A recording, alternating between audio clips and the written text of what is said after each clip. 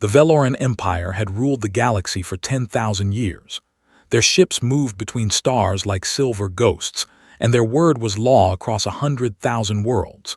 They had crushed rebellions, absorbed civilizations, and ground entire species into dust beneath their feet. When they first encountered humanity, they saw nothing special, just another primitive race crawling out of their gravity well, reaching for the stars with clumsy hands and simple dreams. Admiral Kethril stood on the bridge of the Eternal Dominion and watched the blue planet spin slowly in the void. Earth, the humans called it. Such a simple name for such a simple world. His second officer, a young female named Saralyn, brought him the final reports on the human species. "They are fractured," she said. "Dozens of nations, hundreds of languages, they fight among themselves constantly. Their weapons are crude. Their ships are slow. They pose no threat to the Empire." Kethril clicked his mandibles in what passed for a smile among his kind. "And yet they refused our terms of surrender." "They did, Admiral. Their leader, a female called President Chen, said that humanity would rather die standing than live on their knees." "Poetic," Kethril said, "but foolish. They have no understanding of what we are capable of." The Veloran Empire had offered Earth a choice: submit and become a client state, providing labor and resources to feed the imperial machine, or face complete destruction. Every species before had chosen submission when they saw the size of the Veloran fleet. Every species understood that survival, even in chains, was better than extinction. But the humans had refused. President Lin Chen had broadcast her response across all frequencies, knowing the Velorans would hear it. She stood in front of a simple podium, her gray hair pulled back, her eyes hard as stone.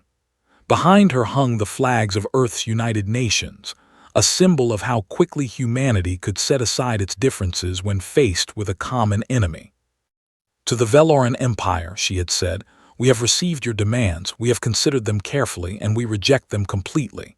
Humanity will not bow, we will not serve, we will not forget this day, and we will not forgive. You have made a mistake coming here. One day you will understand that. One day your children will understand it, and their children after them. We are patient, we remember, and we never ever give up." Admiral Kethril had found the speech amusing. The Velorans lived for 300 years on average. Humans barely managed 80. What could such short-lived creatures possibly threaten across generations? On the first day of the burning, the Veloran fleet descended on Earth's major cities: New York, Beijing, London, Mumbai, Sao Paulo, Cairo. Plasma fire rained from the sky like the anger of forgotten gods. Buildings melted. Rivers boiled. Millions died in minutes. Earth's defenders fought with everything they had. Their missiles were slow and their weapons were weak, but they never stopped fighting. Pilots flew their damaged craft into Veloran ships, choosing death over defeat. Soldiers stood their ground even as plasma fire turned their brothers and sisters to ash. Civilians formed resistance cells within hours of the invasion, fighting with whatever they could find. Old Samuel Morrison was 72 years old when the Velorans came. He had been a farmer all his life, working the same land his great-grandfather had worked. When the plasma fire destroyed his farm and killed his wife of 50 years, he did not run. He did not hide. He picked up his grandfather's old hunting rifle and joined the resistance. He knew he could not hurt the Velorans with such a simple weapon. Their armor was too strong, their technology too advanced, but he could hurt the human collaborators who helped them. He could gather information. He could teach the young ones how to survive in the wild, how to track, how to hunt. And most importantly, he could teach them to remember. "They will pay for this," he told the young fighters gathered around his campfire. "Maybe not today, maybe not in my lifetime, but someday we must make sure the children know. And their children and every generation after, we must never forget what they did here. Never forgive. Do you understand?" The young fighters nodded. Among them was a 16-year-old girl named Maya Chen, the great niece of President Lin Chen who had died when the Velorans destroyed Geneva. Maya's eyes burned with a cold fire that Samuel recognized. It was the same fire he felt in his own heart. The burning lasted 3 months. When it was over, 7 billion humans had been reduced to less than 200 million. Earth's great cities were gone. Its nations were shattered. But the Velorans had not achieved their goal. They had wanted submission. They had wanted slaves. Instead, they had created something far more dangerous. They had created an enemy that would never stop, never surrender, never forget. The survivors were scattered across the planet, hiding in mountains and forests and ruins. The Velorans did not bother to hunt them down. What threat could a few million primitives pose to the greatest empire the galaxy had ever known? They left Earth a burning ruin and moved on to other conquests, other worlds.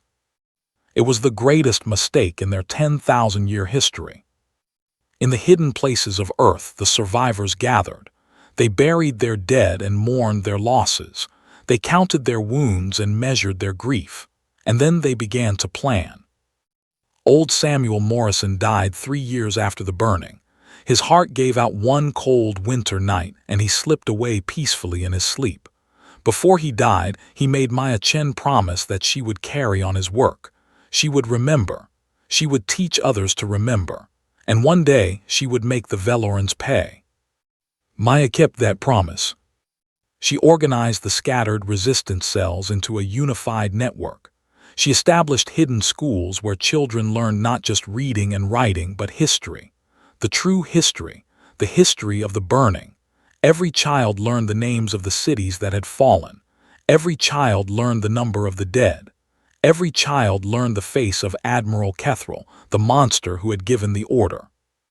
And every child learned one simple phrase repeated like a prayer: "We remember, we will never forget, and one day we will have our vengeance."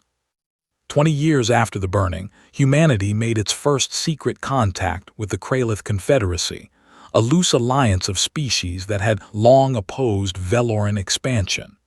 The Kralith were suspicious at first. Why would they risk the Empire's wrath for a broken species from a ruined world? Maya Chen, now 36 years old and the unofficial leader of Earth's survivors, explained it simply. Because we hate them more than we fear death, and because we will never stop fighting them. Help us and we will help you. Ignore us and we will find another way. But one thing is certain. The Velorans will pay for what they did. If it takes 100 years or 1,000, they will pay. The Kralith ambassador, a tall being covered in iridescent scales, studied Maya for a long moment. He had met many species in his long life. He had seen empires rise and fall, but he had never seen hatred so pure, so patient, so utterly implacable. "You are a frightening people," he said at last. Maya smiled, but there was no warmth in it. "We are just getting started." 50 years after the burning, Maya Chen died peacefully in her bed, surrounded by her children and grandchildren. She had lived to see humanity begin its slow climb back from the ashes.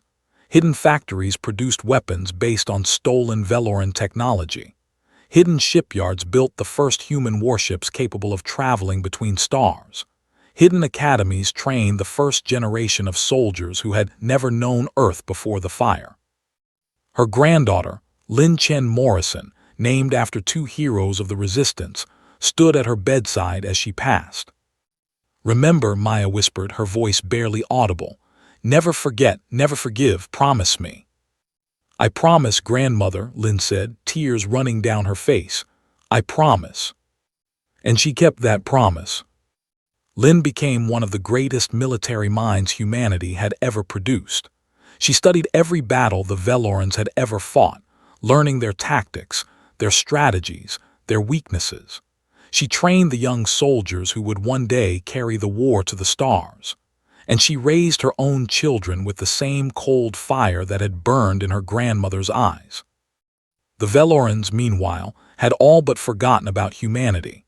Earth was a footnote in their imperial records, a minor punitive action against a primitive species that had shown insufficient respect.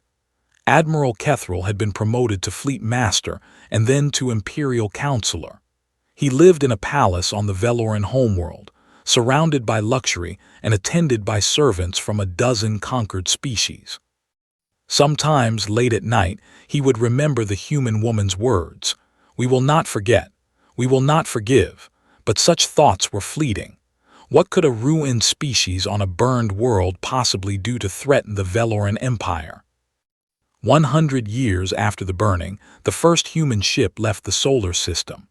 It was small and slow compared to Veloran vessels, but it carried something far more powerful than any weapon. It carried memory. It carried hate. It carried a promise made by the dying to the living, passed down through generations like a sacred flame. The war for vengeance had begun. Commander James Chen Morrison stood on the bridge of the HSS Remembrance and watched the stars slide past. He was the great-great-grandson of Maya Chen and the great-great-great-nephew of President Lin Chen, who had defied the Velorans so long ago. The blood of heroes flowed in his veins, and the memory of the burning was etched into his soul. 150 years had passed since that terrible day. James had never seen the Earth before the fire. He had grown up in the underground cities, raised on stories of blue skies and green fields and a world that no longer existed. But he remembered.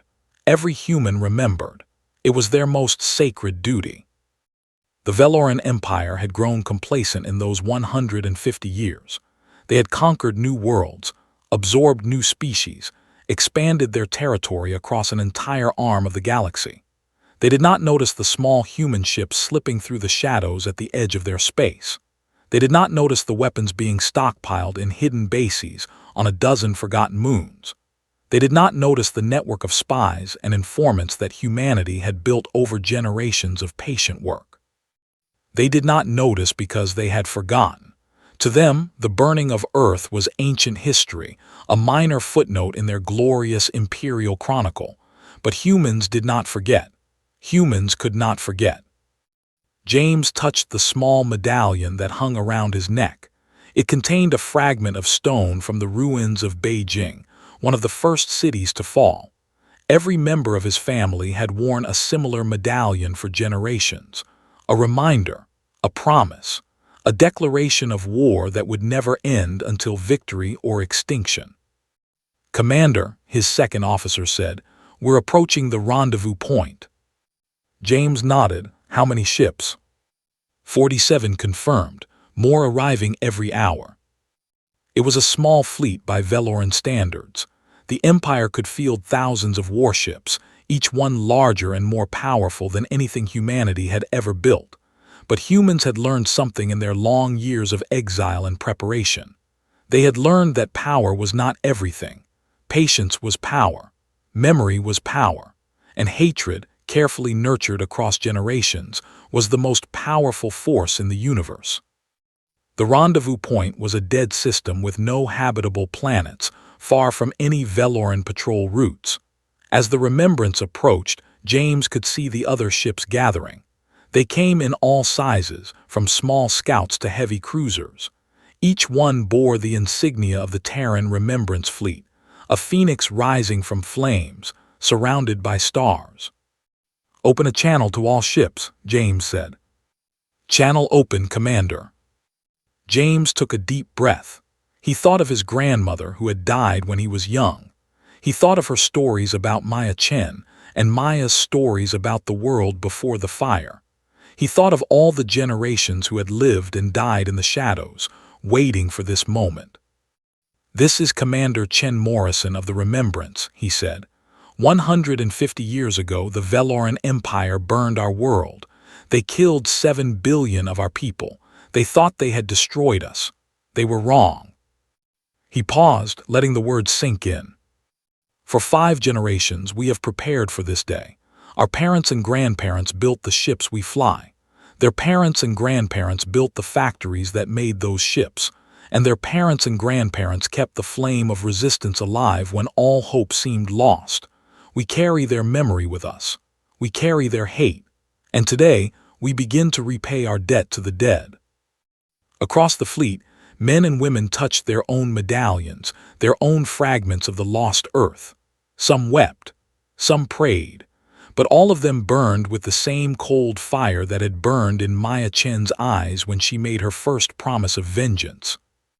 "The Velorans think we have forgotten," James continued. "They think time has dulled our rage. They are about to learn how wrong they are. Remember the burning, remember the dead, and show no mercy." The channel closed. James turned to his second officer. "Set course for the Kelrath system. It's time to send the Empire a message." The Kelrath system was a minor Veloran outpost, far from the centers of imperial power. It had a small garrison, a few mining operations, nothing of great strategic importance. That was precisely why James had chosen it. 3 days later, the Terran Remembrance fleet emerged from hyperspace above Kelrath Prime. The Veloran garrison commander, a middle-aged officer named Thelraz, looked at the tactical display with confusion.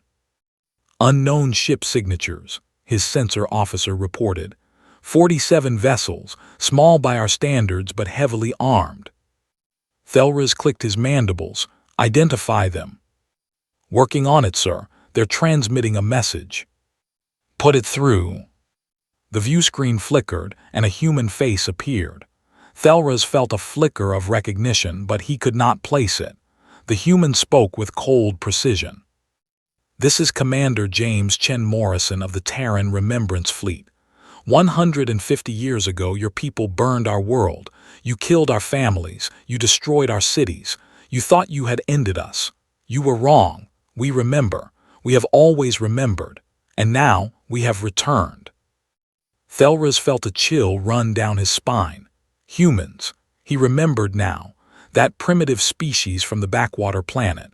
The ones who had been made an example of so long ago. "This is Garrison Commander Thelraz," he replied, trying to keep his voice steady. "You are in violation of Imperial space. Surrender immediately and you will be treated mercifully."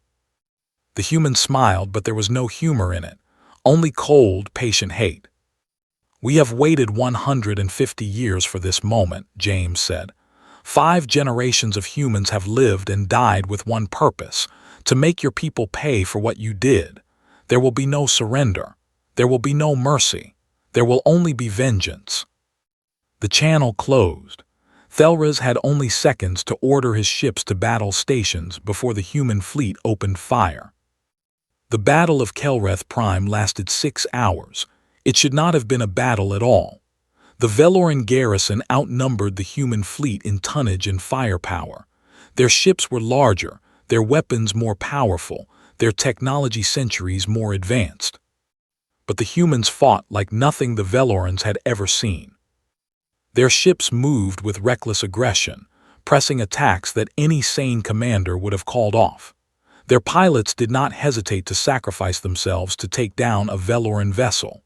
Their tactics were unpredictable, unconventional, born from generations of studying the enemy and dreaming of revenge. And their hatred was absolute. When it was over, the Veloran garrison had been destroyed, not defeated, destroyed. Not a single Veloran ship escaped, not a single Veloran soldier survived. The human fleet had taken heavy losses, but they did not care. This was not about survival. This was about sending a message. James Chen Morrison stood on the bridge of the Remembrance, looking at the wreckage of the Veloran fleet floating in the void. His ship was damaged, leaking atmosphere from a dozen breaches. Half his crew was dead, but he did not feel grief. He felt satisfaction. After 150 years, humanity had finally struck back. "Commander," his communications officer said, her voice hoarse from smoke inhalation. "Message sent as ordered, every frequency, every relay. The entire Empire will hear it." James nodded. "Play it for me." The recording began. His own voice, cold and clear, speaking words that humans had waited generations to say. "This is the Terran Remembrance Fleet. 150 years ago you burned our world. Today we begin to return the favor. We do not seek peace. We do not seek negotiation. We seek only vengeance. Admiral Kethral, the monster who ordered the burning, still lives. He is 270 years old, comfortable in his palace, believing himself safe from all consequences. He is wrong. We are coming for him. It may take us another 100 years. It may take us 1,000. But we will find him. We will find everyone who participated in the burning, and we will make them pay. We are humanity. We remember. We never forget. And we never ever give up. The message ended. James closed his eyes and touched the medallion around his neck. "For you, grandmother," he whispered, "for all of you." The news of Kelrath Prime spread across the Veloran Empire like a shockwave. A human fleet had appeared from nowhere and destroyed an imperial garrison. Impossible. Unthinkable. The humans had been crushed generations ago. They were a footnote in history, a cautionary tale about the consequences of defying the Empire. But the evidence was undeniable. The recordings of the battle showed human ships cutting through Veloran defenses with ruthless efficiency. The message they had broadcast was playing on every frequency, being discussed in every council chamber, whispered in every corridor of power. We remember, we never forget, and we never ever give up. Imperial Counselor Kethril sat in his palatial chambers and watched the recordings with growing unease. He was old now, even by Veloran standards. His scales had faded from vibrant blue to dull gray. His movements were slow, his joints stiff. But his mind was still sharp, and he remembered. He remembered the burning. He remembered the human woman's message. We will not forget. We will not forgive. One day you will understand. One day your children will understand it, and their children after them. He had laughed at those words then. Now they echoed in his mind like a curse. Impossible, he muttered. They were destroyed, scattered, primitive. But the recordings did not lie. The humans had not forgotten. They had spent 150 years preparing, growing stronger, waiting for their moment. And now they had struck. "Counselor," his aide said nervously, "the Emperor has requested your presence." Kethril rose slowly, his old bones creaking. He had served 5 emperors in his long life. He had crushed rebellions, conquered worlds, built the largest fleet in imperial history. He had never known fear. But as he walked to the imperial throne room, he felt something cold settle in his chest. It was not quite fear. It was the beginning of understanding. The humans had promised vengeance. They had waited generations to deliver it, and they were just getting started. Emperor Velthorn III was young by Veloran standards, barely 200 years old. He sat on the obsidian throne, surrounded by his advisors and generals, his face a mask of controlled fury. "Explain this," he commanded, gesturing at the holographic display showing the wreckage of the Kelrath garrison. Kethril bowed deeply. "Your Majesty, the humans have apparently." "The humans were destroyed 150 years ago," the Emperor interrupted. "By your hand, Counselor, you assured my grandfather that they would never threaten the Empire again." "I believed they would not, Your Majesty. I was mistaken." The admission cost him dearly. Kethril had never admitted to a mistake in his entire life, but there was no hiding from this truth.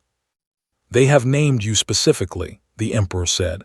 "They have promised to hunt you down, to make you pay for your crimes." "I followed imperial policy, Your Majesty. I destroyed a rebellious species, as I have done many times before. And yet no other destroyed species has returned to haunt us." The Emperor leaned forward. "What makes these humans different?" Kethril thought for a long moment before answering. "They remember, Your Majesty. Other species submit because they forget. They move on, they accept their fate, but the humans, they cannot forget. They refuse to forget. They pass their hatred from parent to child like a sacred trust. For them, the burning happened yesterday. It will always have happened yesterday." The throne room was silent. The Emperor's advisors exchanged uneasy glances. "Then we will finish what you started," the Emperor said finally.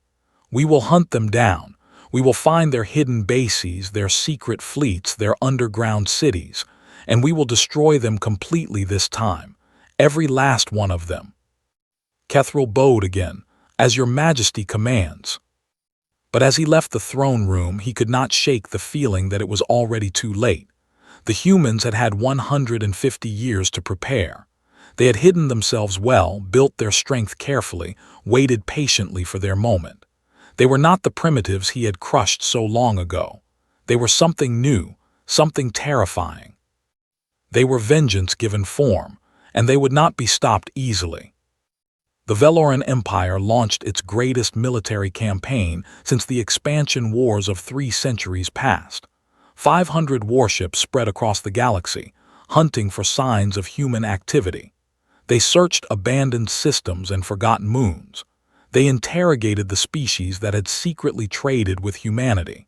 They offered rewards for information and death for resistance.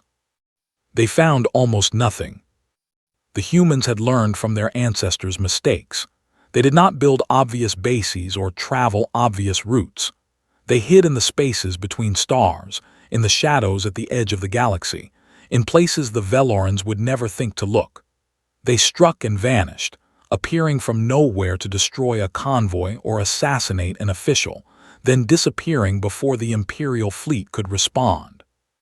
5 years after Kelrath Prime, the human attacks had increased tenfold. Mining operations were sabotaged. Supply lines were disrupted. Veloran officials were killed in their beds, always with a message left behind: "We remember." 10 years after Kelrath Prime, the Kralith Confederacy officially declared war on the Veloran Empire. They had watched humanity's campaign of vengeance with growing admiration and decided to join. Other species followed: the Morathi Union, the Sethelian Collective, the Dravani Free Worlds. All of them had old grievances with the Empire. All of them had been inspired by humanity's implacable determination.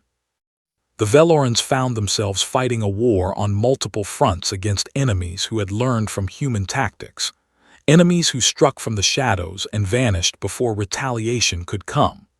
Enemies who remembered every wrong the Empire had done and demanded payment in blood. 20 years after Kelrath Prime, the Veloran Empire had lost a third of its territory.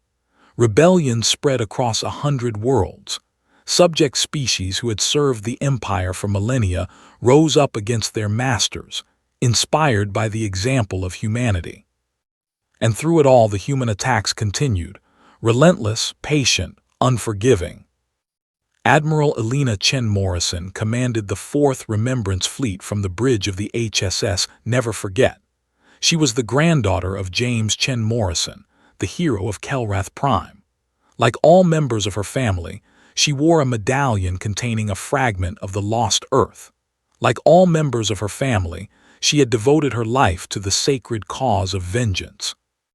But unlike her grandfather, she had been born to see victory on the horizon.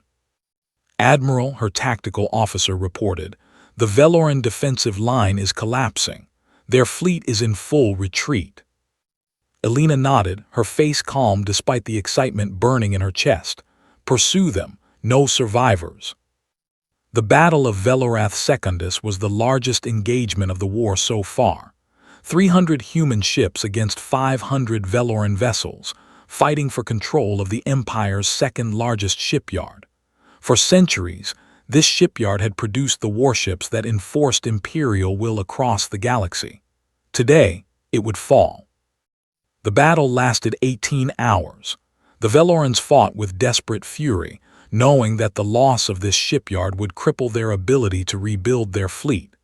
But the humans fought with something more powerful than desperation. They fought with accumulated hatred, passed down through 6 generations, finally finding its release.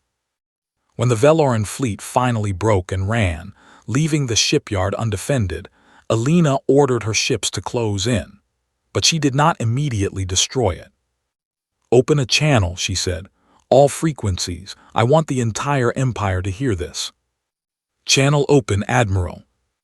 Elena stood straight, conscious of the weight of history on her shoulders. "This is Admiral Elena Chen Morrison of the Terran Remembrance Fleet. For 170 years, humanity has waited for this moment. Your empire burned our world. You killed our families. You thought we would forget. You thought we would submit. You were wrong." She paused, looking at the holographic image of the massive shipyard. This shipyard represents the might of the Veloran Empire.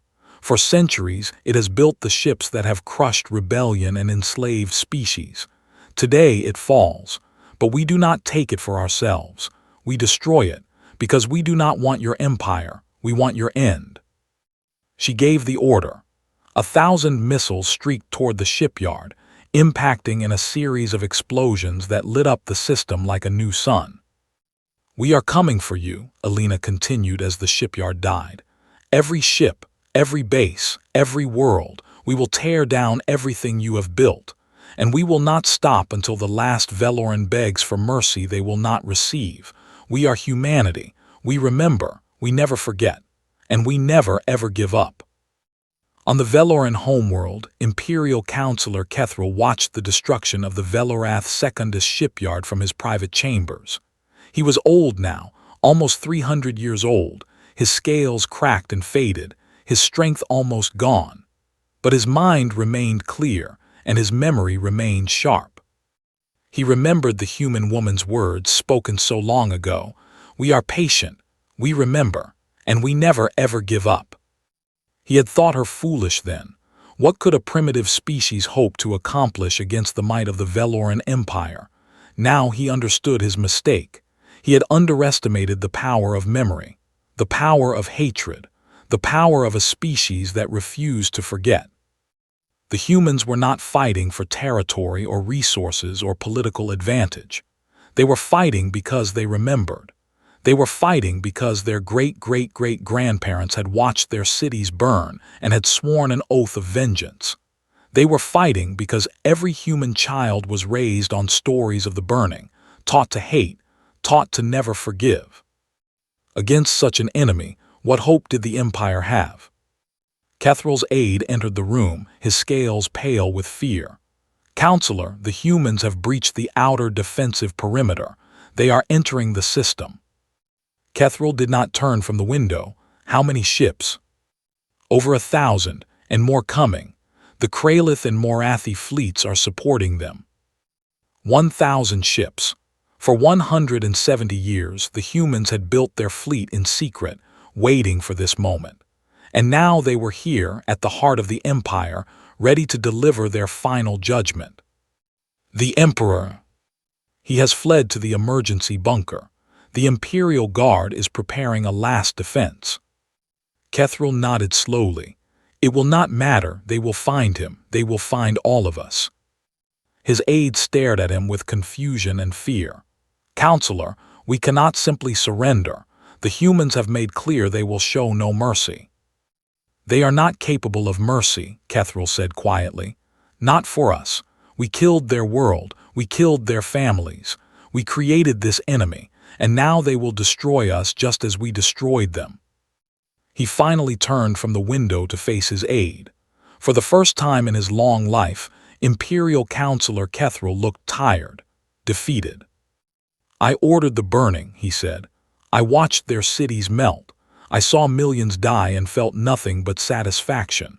I thought I was demonstrating the Empire's power. I thought I was teaching a lesson. But the only lesson the humans learned was hate, and they have spent 6 generations perfecting it." Outside, the sky was beginning to light up with the fire of orbital bombardment. Human ships were destroying the orbital defenses, clearing the way for landing forces. The Empire's capital, which had stood for 10,000 years, would fall before dawn. "There is a human saying," Kethril continued. "Revenge is a dish best served cold. I understand now what that means. They did not rush their vengeance. They did not waste it on futile attacks before they were ready. They waited. They planned. They passed their hatred from generation to generation like a sacred flame. And when they finally struck, they struck with the accumulated fury of 170 years. The building shook as a nearby impact rattled its foundations. Kethril's aide fled, but the old Veloran remained at his window, watching the fall of everything he had spent his life building. He thought of President Lin Chen, dead these many decades, and the promise she had made. One day you will understand. One day your children will understand it. I understand now, he whispered to her ghost. I understand. Admiral Elena Chen Morrison walked through the ruins of the Imperial Palace, surrounded by her honor guard. The battle was over. The Veloran homeworld had fallen. The Emperor had been captured, along with most of the Imperial Council. But one prize remained. She found Kethril in his private chambers, sitting calmly in a chair by the window. He did not try to flee or fight. He simply watched her approach with ancient, tired eyes. "You are Lin Chen's descendant," he said. It was not a question. "Her great-great-great-grandniece," Elena confirmed. "And the descendant of Maya Chen and Samuel Morrison and all the heroes of the resistance who kept our cause alive when hope seemed lost." Kethril nodded slowly. "I remember her, your ancestor, President Chen. She stood before my fleet and refused to surrender. She promised that humanity would have its vengeance. I laughed at her." "You are not laughing now." "No, I am not." The old Veloran met her eyes. "I have lived almost 300 years. I have seen empires rise and fall. I have crushed rebellions and conquered worlds. But I have never seen anything like humanity. Your people do not forget. You cannot forget. You carry your hatred like a treasure, passing it from parent to child, keeping it alive across centuries. It is terrifying. It is magnificent." Elena said nothing. She simply watched him, her hand resting on the weapon at her side. "I am ready to die," Kethril said. "I have been ready for a long time, but before I do, I want you to know something. I do not regret the burning. I cannot regret it. It was necessary for the Empire, but I acknowledge that I was wrong about one thing. I thought I was ending a threat. Instead, I created the greatest threat the galaxy has ever known, a species that remembers forever and forgives never." He paused. "I suppose that is punishment enough." Elena drew her weapon. It was an old plasma pistol, passed down through her family for generations. It had been recovered from the ruins of Beijing, one of the few human weapons to survive the burning. It had been waiting for this moment for 170 years. "This pistol belonged to a soldier named Wei Chen," Elena said. "He was my great-great-great-great-grandfather. He died defending his city against your forces. His body was never recovered, but this weapon was found in the rubble. Every member of my family has carried it since then, waiting for the day we could use it to take our vengeance." Kethril nodded. "Then use it, end this." Elena raised the pistol. Her hand was steady. Her eyes were dry. She felt no joy, no triumph, only the cold satisfaction of a promise finally kept. "This is for Earth," she said. "For the 7 billion who died. For all the generations who lived in the shadows, keeping the flame alive. For President Lin Chen and Maya Chen and Samuel Morrison and everyone who made me promise to remember. We kept our promise. We remembered. We never forgot. And we never ever gave up." She pulled the trigger. The Veloran Empire did not survive the fall of its homeworld. The subject species rose up across 100,000 worlds, throwing off the chains that had bound them for millennia. The surviving Veloran leaders were hunted down one by one, brought before human tribunals, and executed for their crimes against humanity. The process took another 50 years. Many of the humans who had begun the war of vengeance did not live to see its end. But they died knowing that their children and grandchildren would finish what they had started. They died with peace in their hearts, the peace that comes from knowing that a promise will be kept. 220 years after the burning, the last Veloran war criminal was executed in a public ceremony on the rebuilt surface of Earth. The planet was still scarred from the plasma fire that had ravaged it so long ago. The cities were still being rebuilt, the forests still being replanted, the wounds still being healed. But humanity had returned to its birthplace, and it would never leave again. Admiral Elena Chen Morrison, now 93 years old, stood in the crowd and watched the execution. Beside her stood her daughter, her granddaughter, and her great-granddaughter. 4 generations of the Chen Morrison line, bearers of the sacred duty of memory. "Is it over?" her great-granddaughter asked. She was 6 years old, too young to understand the full weight of history.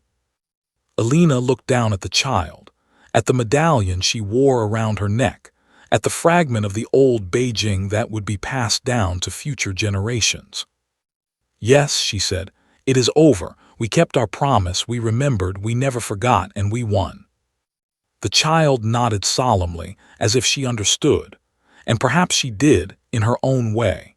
Perhaps the memory of the burning was written in her blood, just as it was written in the blood of every human being. That night, for the first time in 220 years, the medallions were put away. The monuments were completed.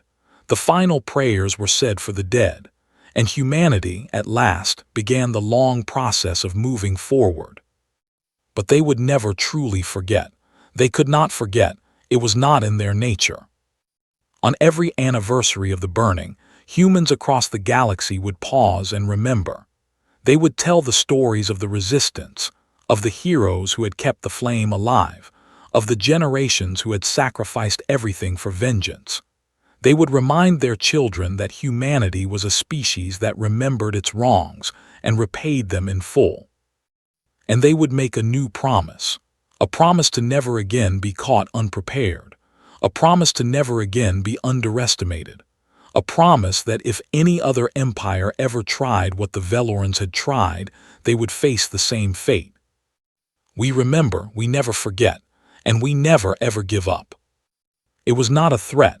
It was simply who they were, a species forged in the fire of catastrophe, tempered by centuries of patient hatred, and finally victorious against all odds. The galaxy had learned an important lesson. Humans were not the strongest species. They were not the most technologically advanced. They were not the longest-lived or the most numerous. But they were the most dangerous, because they were the only species that could carry a grudge across generations and never let it fade. The Veloran Empire had burned Earth and thought the matter settled. They had moved on to other conquests, other concerns. They had forgotten. Humanity had not forgotten. Humanity could not forget. And in the end, that made all the difference. 220 years after the burning, as the sun set on the scarred but healing surface of Earth, the final message was broadcast across all human frequencies. The debt is paid, the dead are avenged. Remember always what we endured and what we achieved. Remember that no enemy is too powerful, no wrong too old, no vengeance too patient. We are humanity. We remember, we never forget, and we never ever give up. And across the galaxy, billions of humans touched their medallions, whispered their prayers, and knew that it was true. They had kept their promise to the dead. They had honored the sacrifice of their ancestors. They had proven that human vengeance spans generations and that humanity never forgets. The story would be told for 1,000 years, 100,000 years. As long as humanity existed, they would remember the burning and the long war of vengeance that followed. They would tell their children about President Lin Chen and Maya Chen Morrison and Admiral James Chen Morrison and all the heroes who had kept the faith. They would teach them that patience and memory and unbreakable determination were worth more than any weapon ever forged. And any species foolish enough to threaten humanity in the future would be reminded of the fate of the Veloran Empire. They would be shown the ruins of the Imperial Palace. They would be told the story of a species that had burned a world and been destroyed in return, not through strength of arms, but through the implacable fury of human memory. The Veloran Empire had thought they were teaching humanity a lesson when they ordered the burning. They had been wrong. In the end, it was humanity that taught the lesson. And it was a lesson the galaxy would never forget.